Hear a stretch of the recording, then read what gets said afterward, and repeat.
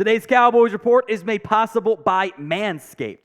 Go to manscaped.com and use promo code COWBOYS to get 20% off and free shipping on all their men's grooming products. We begin with the news of the day. The Mike Zimmer deal is now actually done. No more expected. Tom Pelissero reporting moments before we got into today's live, or moments into our live show today, that Zimmer and the Cowboys have agreed to terms. The apparent contract issue that had been hit between the two sides has been sorted out. Allegedly, the Cowboys may have lowballed Mike Zimmer to start because that's how they tend to always go about doing things, but whatever. The Cowboys got their top target at defensive coordinator. It would have been a disaster, as we discussed on this morning's video, if they had not landed Zimmer.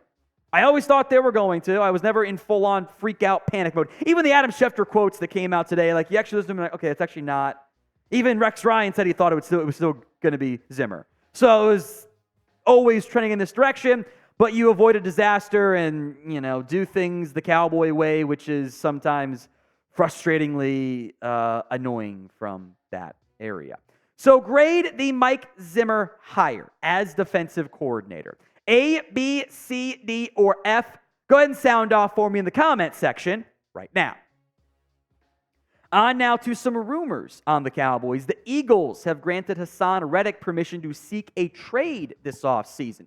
Reddick signed a 3-year, $45 million deal a couple years ago in free agency, set to make $15.5 million this year, and it's pretty clear what he wants, right? A new contract. And the Eagles, who remember, drafted Nolan Smith, who is in many ways a similar player as Haason Reddick in the first round, seemingly don't want to pay Reddick. Could the Cowboys have interest? Some pros and cons and stuff we'll get into here. He's an impactful player. All he does is get you double-digit sacks over and over and over again everywhere he's been. Arizona, once he became a full-time edge, Carolina, Philadelphia. All of those things are locked in, and that is what he has been so far for the multiple teams he's played for in the NFL. And you've probably got edge needs more than you have in recent seasons. Obviously, Micah Parsons still there. Tank Lawrence is still there. Both those guys are going to fit the Mike Zimmer scheme. Dorrance Armstrong, Dante Fowler, I don't know if they're going to be back. And look, Mike Zimmer has doghouses. We know that. Sam Williams is in prime position to be in that doghouse if he does not, clean up the mistakes he makes. That's why Dante Fowler, I don't think, is going to be back. No lining up off sides. No personal foul penalties. Zim's not going to stand for that stuff. So if you could add a premier impact pass rusher, you probably owe it to yourself to consider it. The pros and cons of a Haason Reddick trade. The pros, productive pass rusher. Hey, you're making the Eagles worse. He's also not quite yet 30 years old. Problem is, he's not going to be cheap because of his contract. He's probably going to want $20+ million. And it's tough for me to see this team paying two guys that figure, Haason and kind of Tank Lawrence, and then Micah's deal coming down the pipeline too. The Cowboys are light on draft capital. Not great. And would the Eagles actually help the Cowboys? The cost to ship him in division is probably higher than it is elsewhere, fair or not. So what do you think is the percent chance the Cowboys actually trade for Haason Reddick? I think the answer is low. It's the pinned comment on today's video. The ad comes here on YouTube. Take advantage of it. Head down there and let me know. We got contract extension talk to get into here as well on this edition of the Cowboys Report.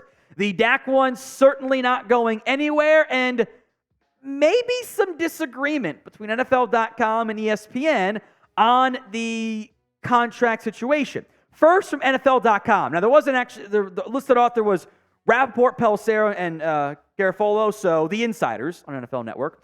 The Cowboys don't have a decision to make about their franchise quarterback. It's Dak Prescott moving forward, following one of the best statistical years of his career.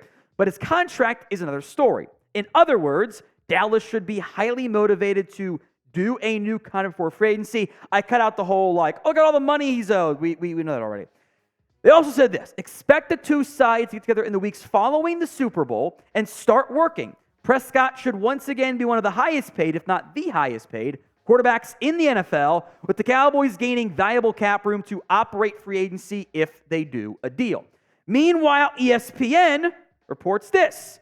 We shouldn't assume the Cowboys' Dak Prescott will agree on a contract before the start of the 2024 season. There are multiple reasons, but the main one is Prescott has unprecedented contract leverage and a history of not conceding easily in contract talks. It might sound a little bit weird, but I do think both of these reports can and maybe will end up being true. I'll explain what I mean here after a word from today's sponsor, Manscaped.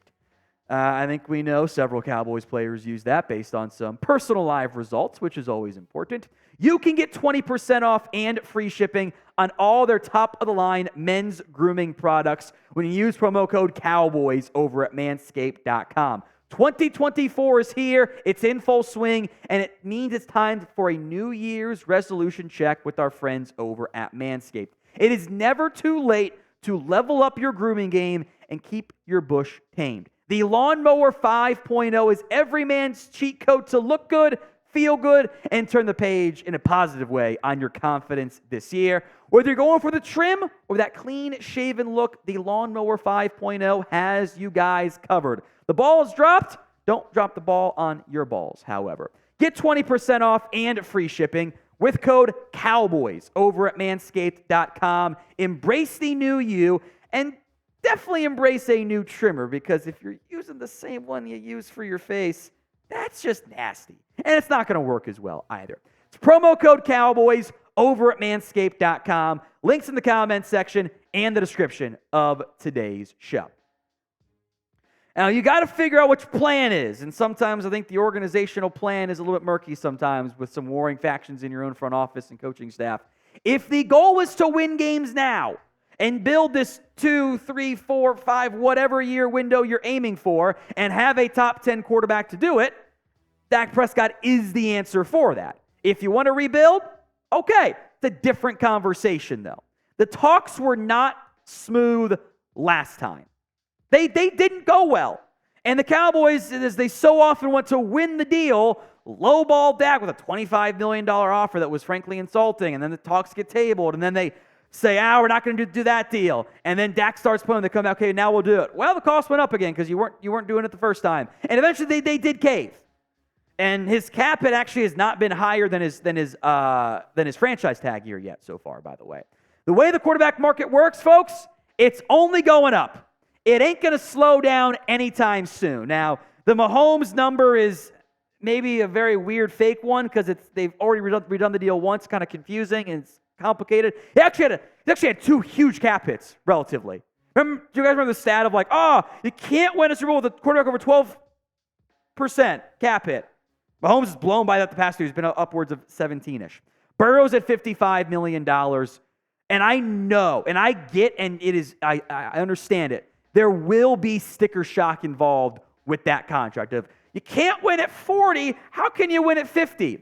Well, the answer is it's not really. Salary cap growth matters here. $40 million per year back when Dak signed that deal was 22% of the cap. Obviously, you keep the cap hit lower. You're not actually paying 40, and then you eat the dead money when you're bad and rebuilding and you don't worry about it. But that's 22% based on the average per year relative to the salary cap when signed. It's $54 million now. That's been about the rough inflation growth. $60 million is 25% of the cap, just under it, actually. So, or I might have put the caret backwards. I don't remember anymore. But it's under 25%. Does, 2 to 3%, is that going to drastically destroy your team? I don't think so. Now, our goal is 185K subscribers here on the Cowboys Report. Help us get there. For more free Cowboys YouTube videos, hit that sub button right now.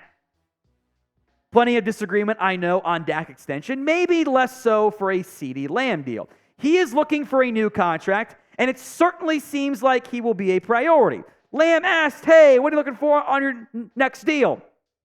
This answer should not surprise you, saying, quote, I can't give you any numbers right now, but I'll tell you this. One of the top paid receivers for sure, if not the highest paid wide receiver. That's always the goal. That's how all players operate.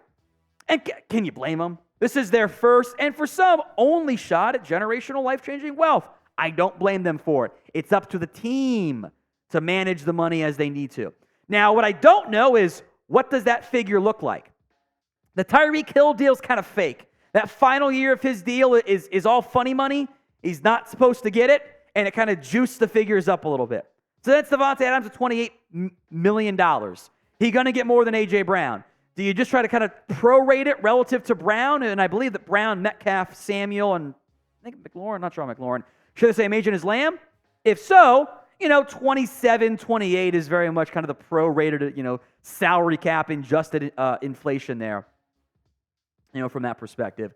So would you make CeeDee Lamb the highest paid wide receiver in the NFL? Would you beat out all the other deals? 1 for yes, 2 for no. Go ahead and sound off for me in the comment section right now. Here's what Dan Graziano of ESPN reported, as well as part of that Dak conversation. I think the Cowboys likely get something done extension-wise with CeeDee Lamb once the receiver market finally starts to move. That indicates to me they're going to wait on other receivers. The big two, I should say, Justin Jefferson and maybe Jamar Chase, who might wait another year as well. My consistent urging on this is the following for this Cowboys organization. Don't wait. The sooner you do the deal, the better. If you believe Lamb is a long-term part of your organization, then there is zero financial incentive to wait. Please don't try to win the deal and go, hey, CeeDee Lamb, that is $25 million, what A.J. Brown got. They're not going to accept that offer.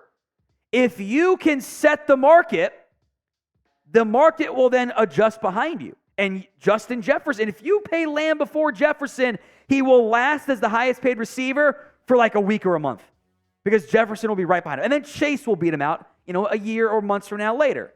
Don't try to win the deal because you never actually do. Agents know this, that they're going to lowball you to start. They'll say no. They'll take their time. They'll play their cards right. And eventually Dallas will come back and go, oh, you know what? Fine. They did it with Dak. They did it with Zeke. They did it with Tank Lawrence. They did it with Amari Cooper. They did it with all these players that they said, we're not going to pay you. And then they eventually did pay the market rate. They don't want to set the market, which is a choice in the end. It means the market will set them. So don't drag your feet on Lamb. Make it just like the Trayvon Diggs deal, where it kind of came out of nowhere. That would be a good thing for the Dallas Cowboys.